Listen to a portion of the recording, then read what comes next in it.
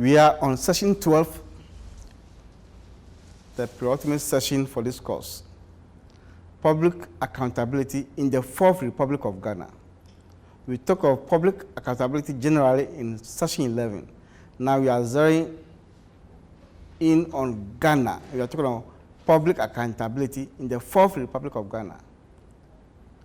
So let's see what we have here. We shall look at some measures intended to promote public service accountability in Ghana. We have constitutional provisions, we have laws, we have regulations. And by the end of this session, students are supposed to be able to point out specific measures that have been put in place to enhance public accountability in Ghana. Assess these constitutional provisions to see whether they are effective, they are working or not. Identify the institutions of accountability in Ghana. Which institutions have been put in place, have been established to enforce accountability in Ghana, and especially the public service in Ghana. Session outline, we shall talk about accountability measures, we shall talk about constitutional provisions, we shall talk about institutions of accountability. So let's start with accountability measures that have been established in Ghana to promote accountability.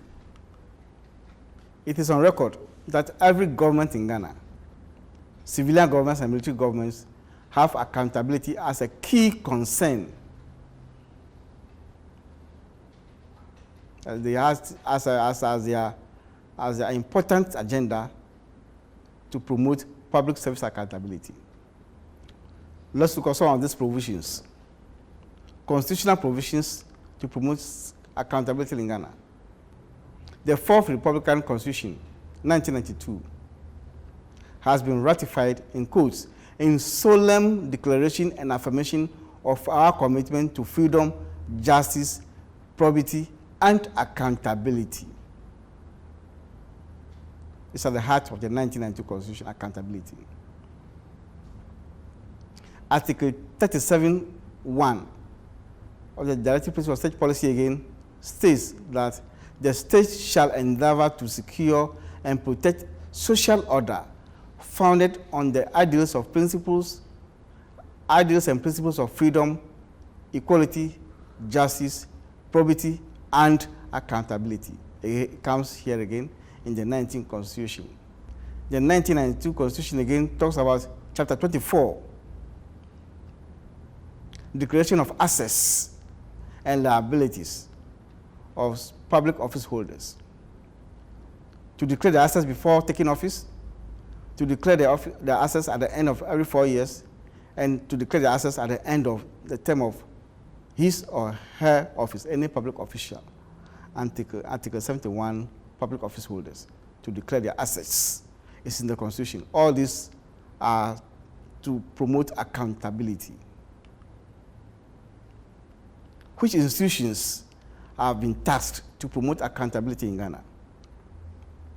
We can mention the first one to be Commission for Human Rights and Administrative Justice, SHRAJ. It has been tasked to investigate complaints of violations of fundamental human rights and freedoms, injustice, and corruption in the system.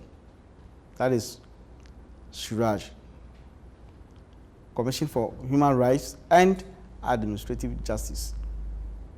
There is also EOCO, formerly called the Serious Fraud Office. It's also an institution that has been established to enforce accountability in the public service. One very important institution that also promotes accountability, or that's also supposed to promote accountability in Ghana's public service, is the media. They have a significant role to play in upholding public servants accountable in Ghana. The Auditor-General's office is also a key institution established to promote accountability in the public service of Ghana. And it's mandated is given that task in Article 187. 187 of the 1992 Constitution mandates the Auditor-General to audit the public accounts of Ghana and all public offices. So it audits all the accounts of Ghana, all public offices. The Auditor-General is mandated to audit the accounts.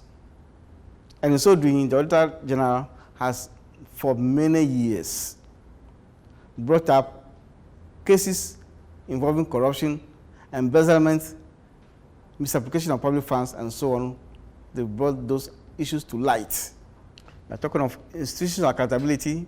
We are talking of SURAJ, Commission of Human Rights and Administrative Justice. We are talking of Auditor General's Office. We mentioned the media as also an important institution in promoting accountability in the Republic of Ghana. So those are the assignments.